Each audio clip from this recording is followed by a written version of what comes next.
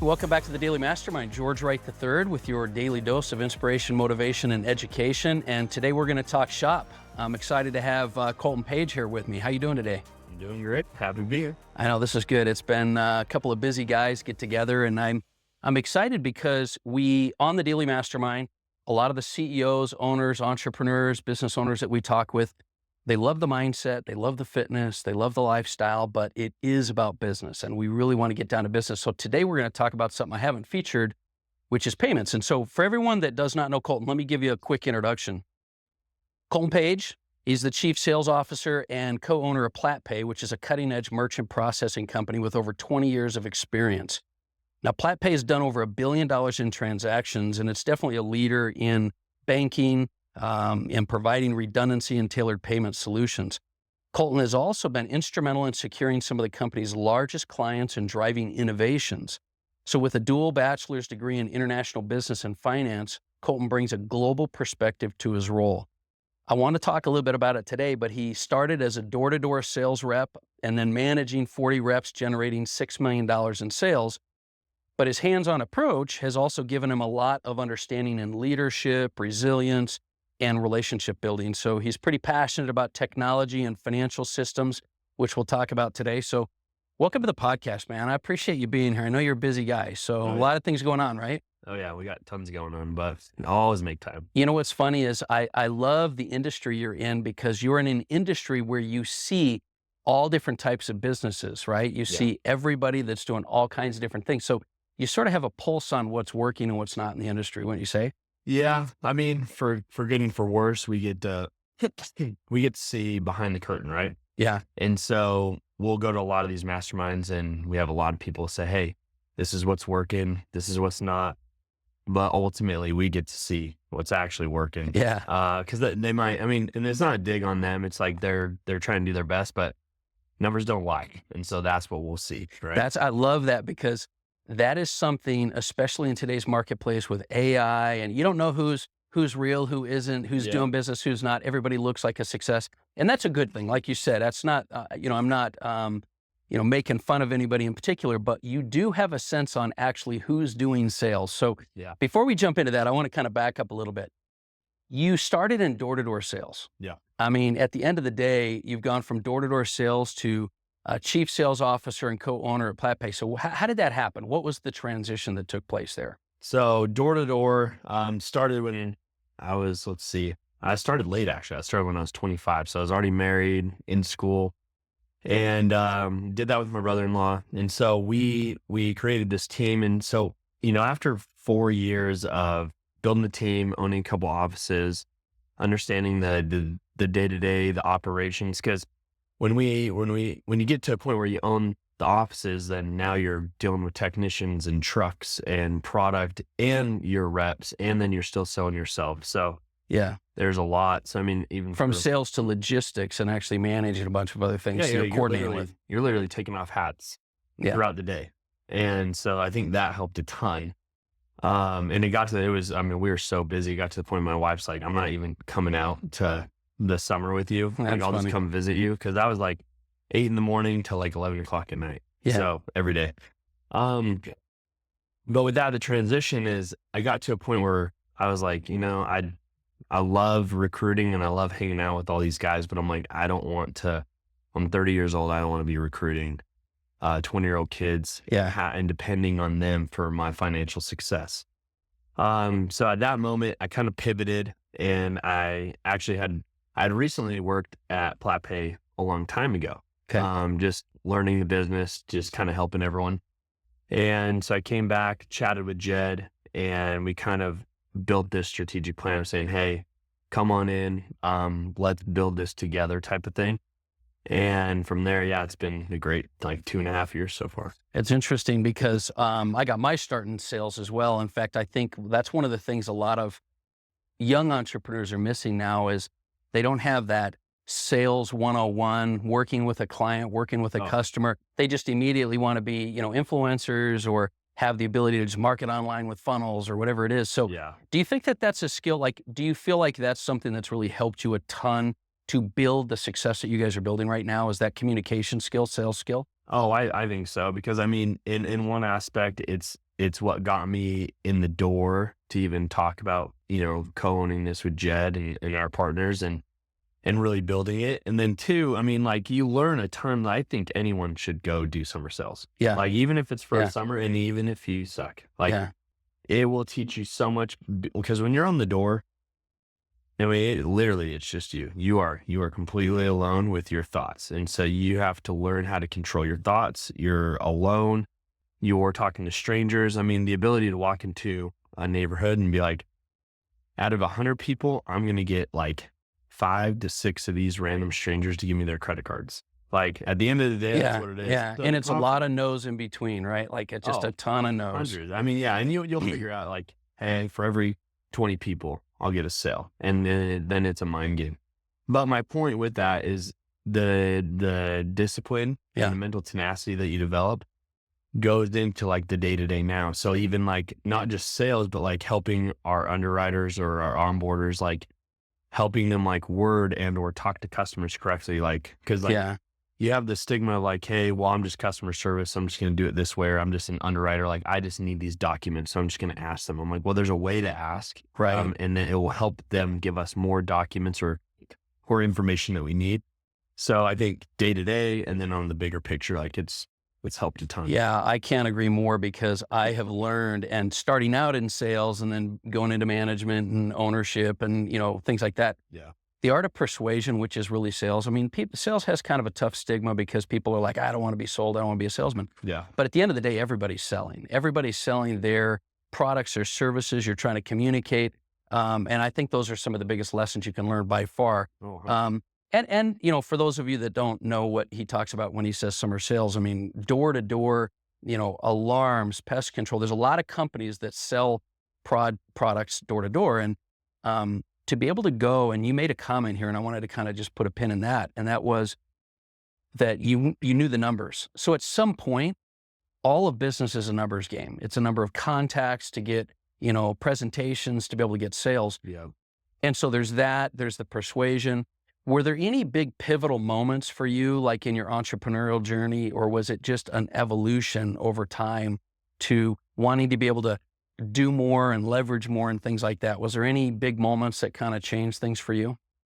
Or situations? I mean, that's a good question. I would say it depends on how I look at it, because I could look at it and say, it's just been over time. It's been a slow grow in a sense of like, I look back and I'm like, oh, wow, I was way different then. Yeah. But then there are pivotal moments where, like going into before door to door and then going into door to door and then owning an office. I mean, like, you kind of have to just buck up, and like, no one really tells you like how to run an office. Right. They'll give you kind of like the bones and the structure of like, hey, this is how we do it. But then really it's up to you. No one tells you how to have a meeting with someone and how to fire them and or help them through something, or like you have to learn that on the fly. So there's things like that. And then I'd say like definitely, like, as cliche as it sounds, like having kids. Yeah. That was pivotal. But and I say that because it happened right in my transition. Got it. I think for me, having my first child and then transitioning into PlatPay and pivoting, it was just like, okay, new chapter. Yeah. I've learned a lot. Now let's kind of level up. But then again, it's day to day. Like, I was talking to Mitch, my brother. Yeah. And I was just saying, it's funny because like you hear all the things, like all the quotes and what, like all the stuff that you read, and it's like, it's all the daily transactions, the daily like things that you're doing that lead up to the big moments, and you have to be disciplined and go through like the boredom. Yeah. I'm trying to think what book it was. I think it was like Ryan Serhant, and he just said like the daily stuff that you do, The grind. Yeah. The day to day. Yeah. But the people that can last through the grind and the boring part and the minutia evidently or eventually get to the end. Right. And so that's what I think about every day. Cause like there's some days where I'm like so jam packed and I'm like, I feel like I was really busy, but then I don't feel like I got stuff done. But when I look at the bigger picture, I'm like, no, I was doing it because here's the end goal. And I was doing this because here's the end goal. And so sometimes it's hard to, you like lose focus, and sometimes the day to day, you're like, why am I doing this? Well, it's, you said so many things that when people listen to this, they're going to hear those like consistent success principles where, when you look back on it, You notice the lessons, but during it, you're in it. You've got to grind. It's the consistency, it's the reps, and it is the person that lasts and stays consistent the longest. Yeah. So now you've evolved to PlatPay, which has been around 20 years. Yep. And payment processing, I'll be honest, I've been with a lot of different payment processors over the years. How do you guys differentiate yourself? Like, what have you, because that's an industry like many, that there's so much competitive businesses out there that you guys have, because you're so successful, you have to have found a way to differentiate yourself. How have you done that?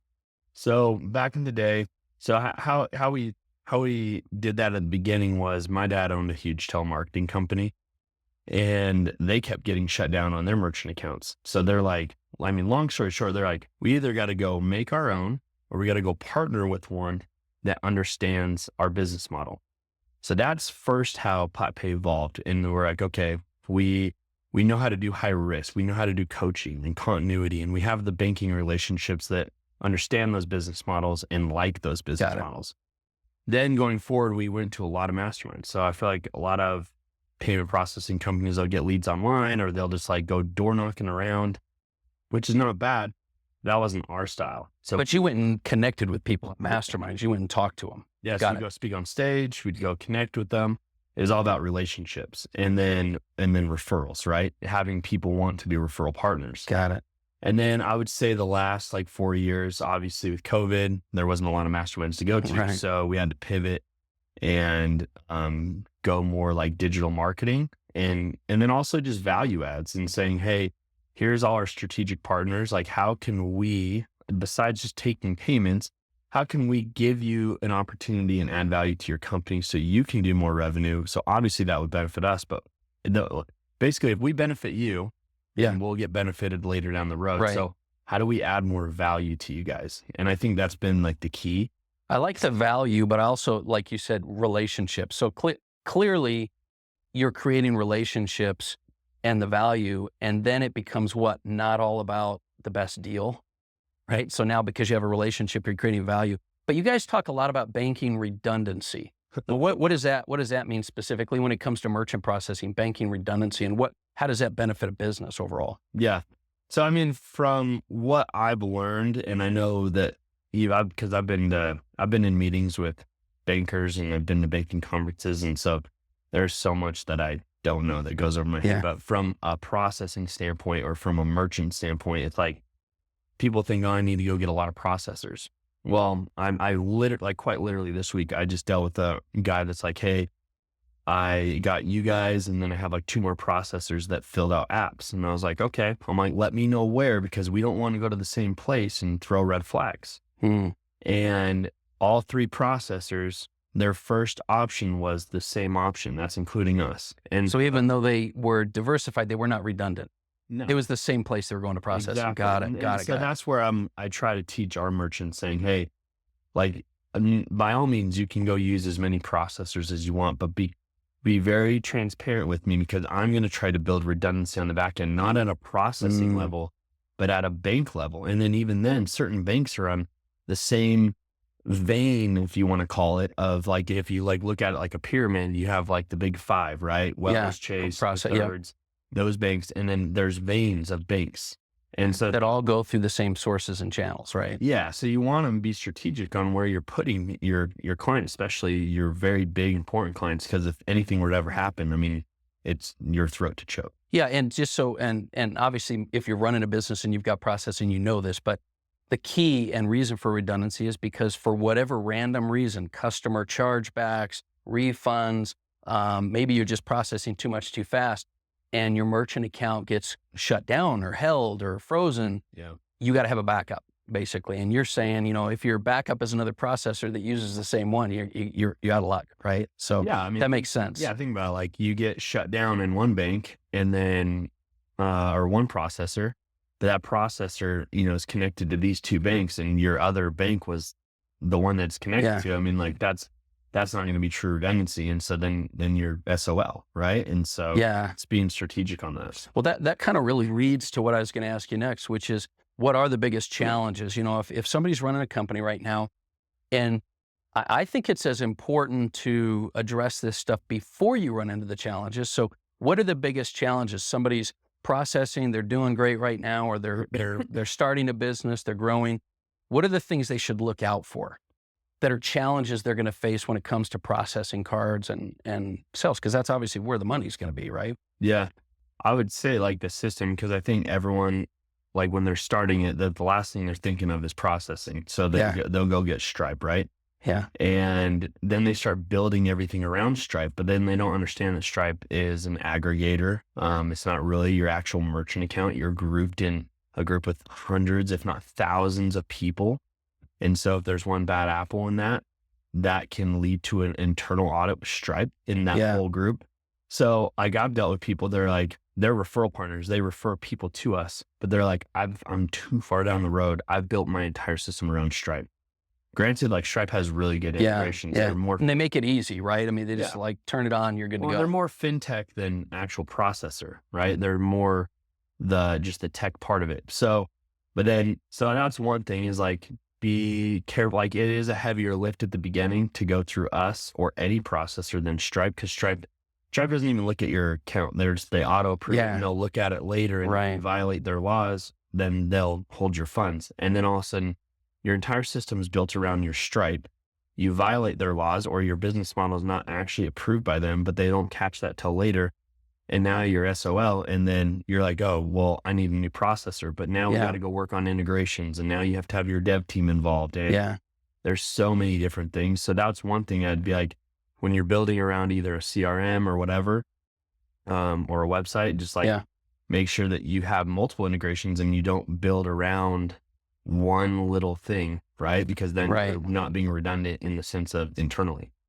So, most people don't think about it when it comes to processing with their business. They don't think about this till after the fact, but one of the biggest things that affects processing I've found over the years is chargebacks or fraud.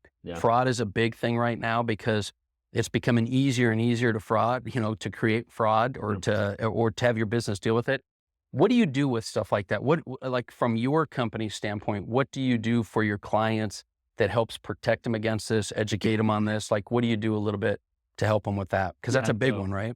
Yeah. So that comes into like the gateway level of like a processor and the gateway. It's like a handshake, right? So, with that being said, like there's different settings that you can do in the gateway. There's different settings you can do on a processing side. There's things that the merchant can do, just being proactive. Now, if they're a bigger client, or not even a bigger client, but if they have more transactions or their transactions are below a certain like dollar threshold, then there's companies out there that we can refer them to. We actually did back in the day. It was called Chargeback 911. And so we would help back when it was like the Wild Wild West. We would help people with their chargebacks, with their reserves, everything. Now there's companies out there, and there's a few that we really work well with that are dedicated to helping companies with that. Yeah, they don't even help. They don't help with processing. It is a platform where you can see all your accounts, and you can mitigate the chargebacks, and you can set certain thresholds, and you can actually go even see, cause like, let's say you charge back something, right? And you have one card and it says George on it, but then you can go get a different card. But I mean, this system can go all the way back even to the IP. Oh, it'll flag it. Yeah. So it could flag it by George, right? It could flag it by both your cards that you used and your IP. And then let's say you go to a different IP, but then you're still using your name, or now it's a third name. Got it. It still knows your name. Yeah. Right? And so it's a whole complete system to where like you can find the offenders. So especially if you're doing e-commerce or you're doing stuff online or international business, stuff like that. So the space, banking and finance, is changing so rapidly, right? With AI, blockchain, FinTech, everything out there. What are some things that you think, I mean, maybe it's stuff that you guys do differently or people should be aware of. How do you adapt to that so fast? I mean, this everything's changing so quickly. What do you do differently? Yeah, I mean, it's hard. I mean, that's what we've been trying to figure out and big focus. Yeah. Is because every day it's changing. So every day we'll talk about new things coming out. Obviously, like FedNow is coming out, which is a big deal, and not a lot of people. Some people like it, some people don't.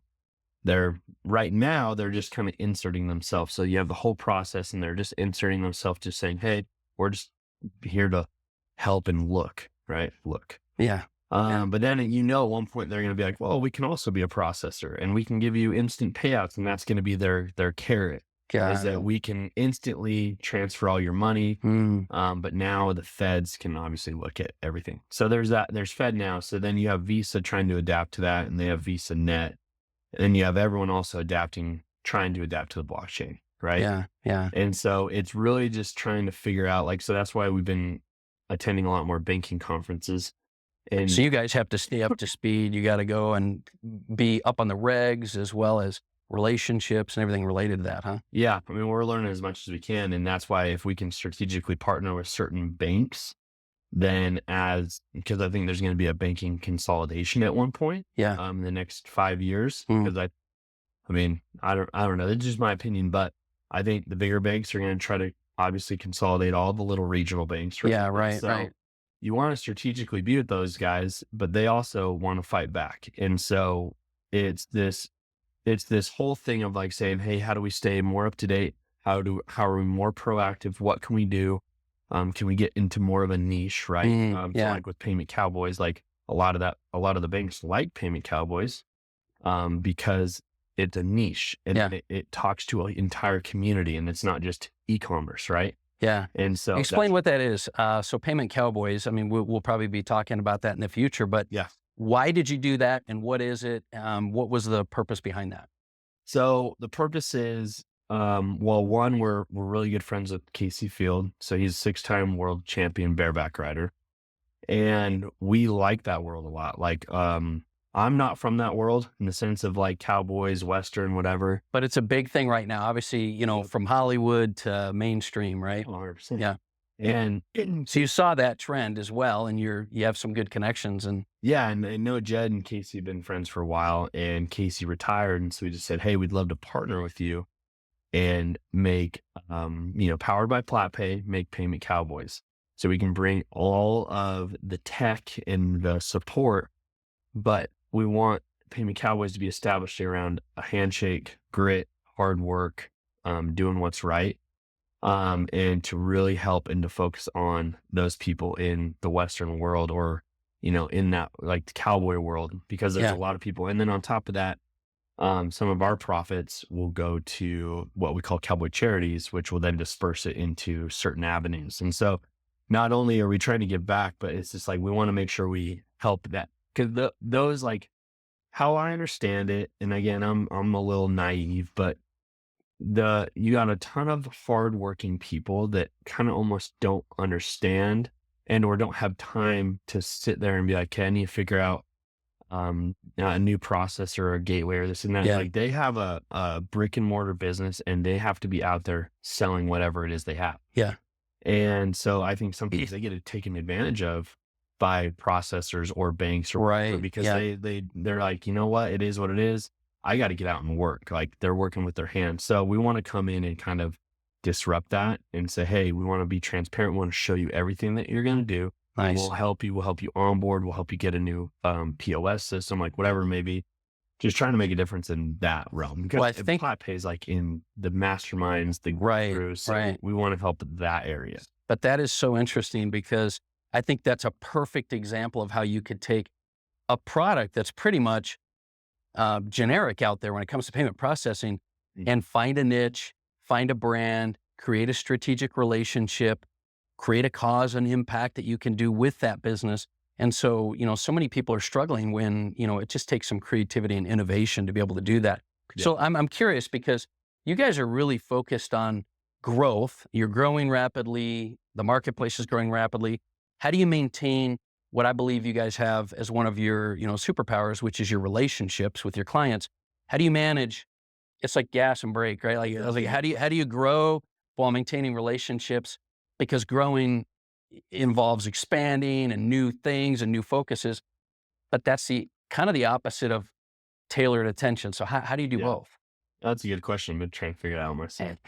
Work in process, right? Yeah. No, I mean, so we're a lean team. And so we're wearing a lot of hats. But at the same time, we have systems implemented to help us do that. But you're right. Like my main focus is like, yeah, I want a lot of automated systems so we can have better customer service for like the immediate things. Yeah. But then it's like, how do I make sure that like they still feel like we are thinking about them?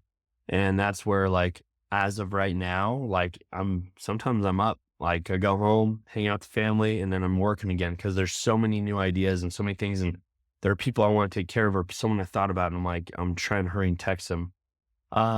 What it really is I focused a lot on growth. Like even though we're 20 years old, as a company, like I still treat us as a startup. Yeah, got it. And so with the startup mentality, it's like, hey, we need to go get more clients, bigger teams, so we can reinvest back in the company and getting people that with certain systems and people that will, how do I say this for lack of a better term, like they'll just try harder. Like, Right. Yeah. I want to, like, we're very selective on who we bring onto our team. Yeah. And so I want people that will The work dedicate. ethic, the dedication. It's interesting because you're right. It's sometimes I think businesses, they get technology to create systems to make things easier, but rather than using that as the ability to free yourself up to focus on the most important thing like relationships, Yeah. they just double down into creating more innovation. And so I can see that that's a big priority for you guys, just like, that customer interaction is a big priority. But I think you're right. It's like you do whatever you got to do, right? Yeah. And then when do you know when to expand the team, when to bring in more resources? Is it kind of just an equation for you guys, or do you just manage by the gut? Because at certain points you have to hand things off and you start to build your leadership team. That's when you really scale, right? Is when you start to build a leadership team with you. Yeah. And I guess just to make clear, like I want to keep growing, but there's a certain point where I don't want to get past. Yeah. That might sound counterintuitive, but like you see the big payment companies is when they get past a certain point, Yeah. then the customer service goes way down. Yeah. And I want to get as high as we can, but maintain that, because once we go past that like level, then that starts going down.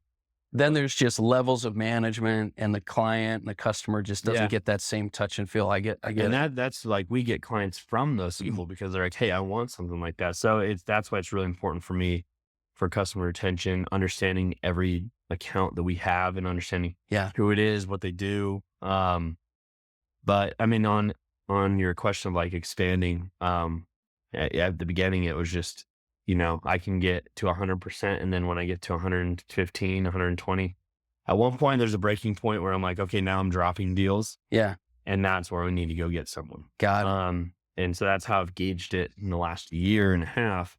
But then going forward, I mean, there's also a financial aspect to it, saying, hey, When does it make sense economically, right? Yeah. Yeah, how far can we push ourselves before things start to slip and or retention or like service starts to slip a little?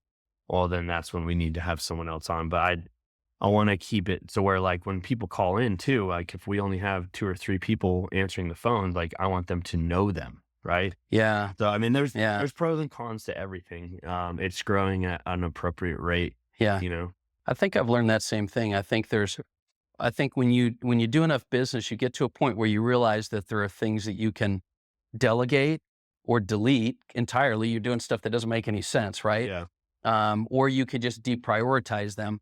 But when you can delegate, it's great. And then there are times that I think a lot of entrepreneurs just don't push themselves far enough, right? They're like, oh man, I'm tapping like 80% of my max. I better hire somebody, right? And then now they're financially putting their business in jeopardy. So yeah, I think it's another reason why having mentors, masterminds, things like that, people that have already gone where you're trying to go can help you. So that's why I'm a big proponent of that. So, Yeah. well, look, we don't have a lot more time. I wanted to ask you a couple more quick questions. First, what's your vision? Like, what do you see happening? What's your goal over the next like 3 to 5 years? And do you see any big changes coming down the pipe for the business that you're in? So goal for the next 5-10 years, obviously would be, we have certain growth goals that we want to hit. So I think I look at it in a couple different ways. There's like 3 different categories. There's our like FinTech category of what our goals are. There is our operational relationships. So that might be like our inner workings, but also our banking relationships, like who are we strategically partnered with, Got it. our FinTech, and then our sales, right? And so right now it's as simple as it sounds. It's we're going to keep growing, and we're going to keep kind of honing in on that niche of payment cowboys, and then also some of the niches that we've got in with PlatPay. Our FinTech is just, we're different gateways that we're talking to, trying to bring a little more, not, I don't want to say Stripe-esque, but a little more fluidity into the onboarding process to make it Making it easier. simpler, a little easier to get. Yeah. And then also being strategically aligned with certain banks that we think will last through consolidation and last through the times, right? Yeah. That's our goal. That's my goal, is to, I mean, I'm just going to keep looking at it as a startup. Yeah. Like, No, I love it. I love until we get into a certain point. because at the end of the day, if your goal is big enough, your vision's big enough, you are a startup no matter where you're at, right? So Yeah. it's like, I like that vision, because when you're in a startup, you just approach things differently, and that's huge. So I'm going to put some links in the show notes for anybody that wants to maybe check it out, maybe get you guys to give them some help, give them some feedback. But what's the best way for people to get in touch with you? If somebody wanted to kind of follow what you guys got going on with Payment Cowboys or PlatPay, or even just ask you questions, what's the best way for them to connect? Yeah, with you? I'd say let's just add it to the video, but I'd say either we'll give the link, and you can schedule a call with me, Okay. or Yeah, I'll put that in the show I'll notes. just put my email in there. I don't really care. Yeah. I'll talk to anyone. So I know you will. So that's cool. Like, I appreciate that. Well, listen, guys, if you have a business, maybe you got a processor or something like that, these are some big priorities and topics that you need to be aware of. There's a lot of things happening in the marketplace. So that's one of the reasons why we wanted to feature this. And we appreciate you being here today to appreciate give us it. some feedback. Once again, follow the show. Make sure you hit us up on the Daily Mastermind on Instagram, Facebook. You can email me. All of the links are going to be in the show notes, and share the show. Look forward to talking with you more again. Appreciate you guys joining us today. We'll talk to you soon.